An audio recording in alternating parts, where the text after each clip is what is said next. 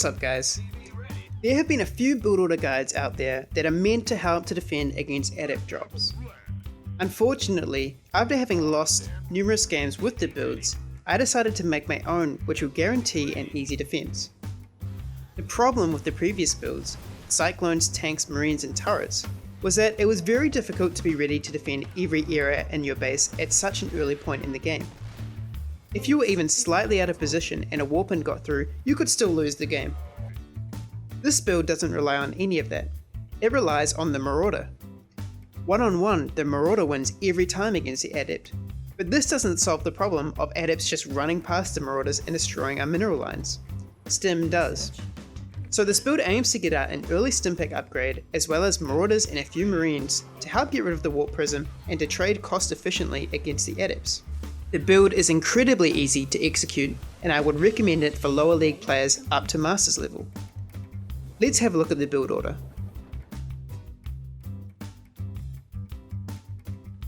Alright, cool. So to start off with, we rally our first worker over to build our first supply depot at 14 supply. Next off, we're going to send our 16th SCV over to scout our opponent's base. We're looking to see if they've expanded or not.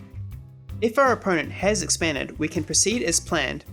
However, if they haven't expanded, they often like to go Stargate and will need to get an early engineering base straight after our first barracks. Okay, cool, so now we're going to build the barracks and we're going to get a refinery straight after the barracks on 16 supply.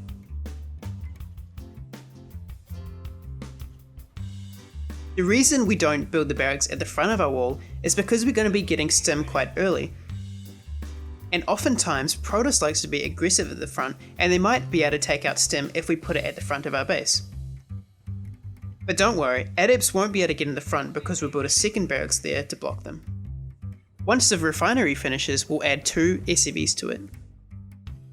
While your barracks is building, keep an eye on your SCV as it moves across the map. Keep note of any units that you spot moving towards you. While our barracks is building, we can rally the worker that's building it over to our natural base. This worker will be used to build the command center once the barracks is finished. As soon as the barracks finishes, we're going to build a tech lab and an orbital command at the same time. This should be at around 1 minute 30 or 19 supply.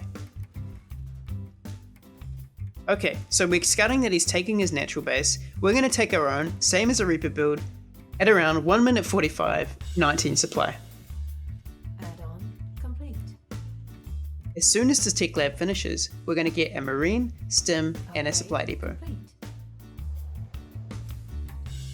Now we're just going to focus on our production, making sure that we don't miss any SCVs or Marines.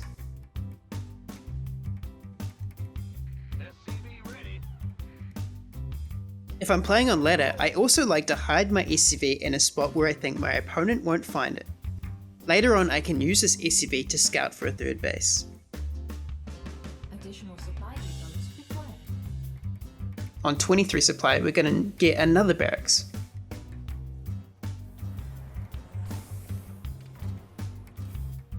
And right after that, another barracks at 25 supply. Okay, so our Protoss opponent could still potentially get an early Stargate. And because we're building Marauders a lot and not Marines, we need to get turrets up to defend. So let's add on an engineering bay at around 26 supply or 2 minutes 45. Cool.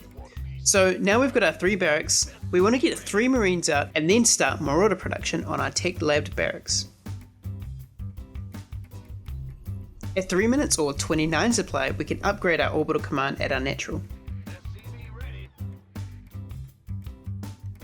At around this time, some players like to build a bunker on the low ground to prevent any Protoss harass. Once our engineering bay finishes, at around 33 supply, we can get +1 attack. At this time, minerals are going to be tight, so just bear with me. Just make sure you keep spending your money on Marauders, Marines, and SCVs. If you have more than 16 workers on one of your bases, transfer some of them to your other base.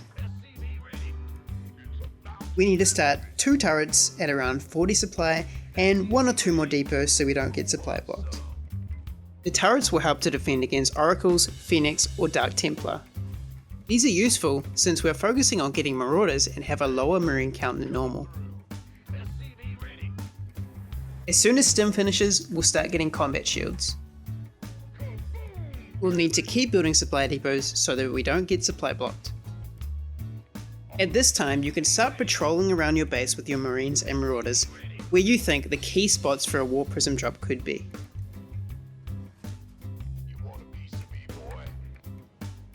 So we're around 4 minutes 30, which is the earliest time that adept drops can hit. We have around 10 marines, 3 marauders with stim. This is more than enough to deal with the warp prism. After this point, we're pretty much safe from warp prism harass. We can start adding on a third base, take all the gas, get a factory, another engineering bay, an armory, just keep on adding on our production basically. Keep in mind that the warp prism could still hit after 4 minutes 30, so just be ready to stim and attack when it does. Make sure to focus the warp prism down with your marines first, so that your opponent can't warp in more adepts. We also have tons of units that, if we feel safe, we can push out across the map. I wouldn't recommend moving out unless you've spotted a Stargate unit. If you haven't spotted a Stargate unit, it means that your opponent will have a very strong ground army. Or potentially, be ready to warp in adepts as soon as you leave your base. So before you leave, make sure you have plenty of units in production and you have turrets around the edges of your base. Even though the adept is now slightly nerfed, a quick +1 attack from our Protoss opponent will negate the changes and will not delay the Protoss much. Besides, adepts are still extremely slippery and tanky, meaning Protoss will likely continue the torture. This build is very easy to execute, very strong against Protoss harass, and I would recommend it to anyone who's having trouble in the Terran vs Protoss matchup. That's it for this video. If you enjoyed it or found it useful, then please consider subscribing. You can also show your support by liking the video and commenting below. Your comments help me to create more content. If you want access to more of my StarCraft content, you can follow me at 2dsparrow. Thanks for watching.